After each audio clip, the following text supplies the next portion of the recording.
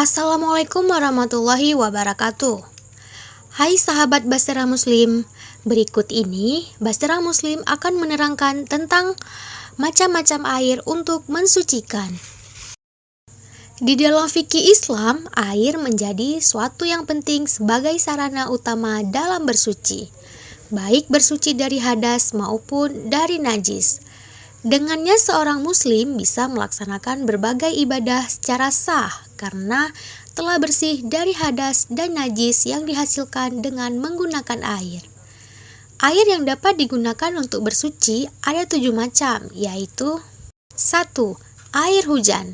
Air hujan yang turun dari langit hukumnya adalah suci.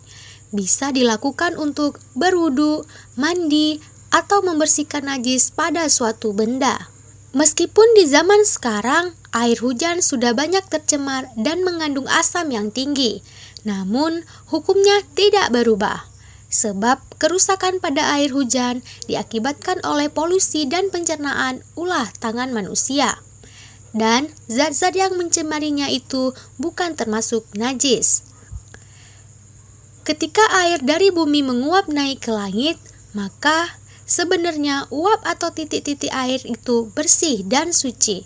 Meskipun sumbernya dari air yang tercemar, kotor atau najis, tentang sucinya air hujan dan fungsinya untuk mensucikan. 2. Air laut atau air asin. Air laut adalah air yang suci dan juga mensucikan, sehingga boleh digunakan untuk berwudu, mandi, janabah, ataupun untuk membersihkan diri dari buang kotoran. Termasuk juga untuk mensucikan barang, badan, dan pakaian yang terkena najis. Meskipun rasa air laut itu asin karena kandungan garamnya yang tinggi, namun hukumnya sama dengan air hujan, air embun, atau air salju. Bisa digunakan untuk mensucikan. Sebelumnya para sahabat Rasulullah SAW tidak mengetahui hukum air laut itu, sehingga ketika ada dari mereka yang berlayar di tengah laut dan bekal air yang mereka bawa hanya cukup untuk keperluan minum, mereka beristijhad untuk berwudu menggunakan air laut. 3. Air sungai. Sedangkan air sungai itu pada dasarnya suci karena dianggap sama karakternya dengan air sumur atau mata air. Sejak dahulu, umat Islam terbiasa mandi, wudu, atau membersihkan najis termasuk beristinja dengan air sungai.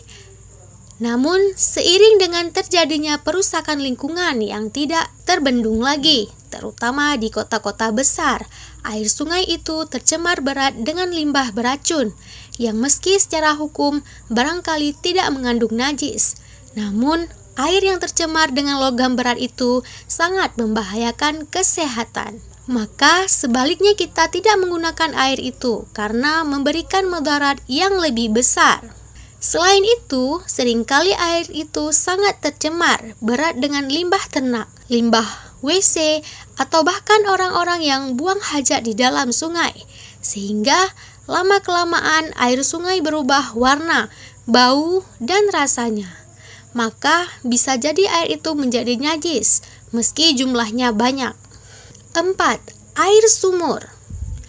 Air sumur, mata air, dan air sungai adalah air yang suci dan mensucikan, sebab air itu keluar dari tanah yang telah melakukan pensucian. Kita bisa memanfaatkan air-air itu untuk wudu, mandi, atau menyucikan diri, pakaian, dan barang dari najis. 5. Mata air. Mata air adalah air yang bersumber dari mata air. Hukumnya suci dan mensucikan. Air Zam-Zam adalah mata air yang tidak pernah kering. Mata air itu terletak beberapa meter di samping Ka'bah, sebagai semua sumber mata air pertama di kota Mekah, sejak zaman Nabi Ismail alaihissalam dan ibunya pertama kali menjejakkan kaki di wilayah tersebut. 6. Air es atau salju. Salju sebenarnya hampir sama dengan hujan, yaitu sama-sama air yang turun dari langit. Hanya saja kondisi salju, udara yang membuatnya menjadi butir-butir salju yang intinya adalah air juga, namun membeku dan jatuh sebagai salju. Hukumnya tentu sama dengan hukum air hujan, sebab keduanya mengalami proses yang mirip, kecuali pada bentuk akhirnya saja. Seorang muslim bisa menggunakan salju yang turun dari langit atau salju yang sudah ada di tanah sebagai media untuk bersuci, baik wudhu, mandi, atau lainnya. Tentu saja harus diperhatikan suhunya agar tidak menjadi sumber penyakit. Ada hadis Rasulullah SAW yang menjelaskan tentang kedudukan salju, kesuciannya yang juga fungsinya sebagai media pensucian. Di dalam doa iftitah setiap sholat, salah satu versinya menyebutkan bahwa kita meminta kepada Allah Subhanahu wa Ta'ala agar disucikan dari dosa dengan air, salju, dan embun. 7. Air embun. Embun juga bagian dari air yang turun dari langit.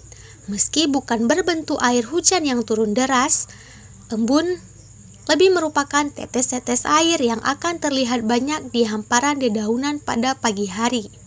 Maka, tetes embun yang ada pada dedaunan atau pada barang yang suci bisa digunakan untuk mensucikan, baik untuk berwudu, mandi, atau menghilangkan najis. Nah, itu dia 77 macam air yang bisa mensucikan.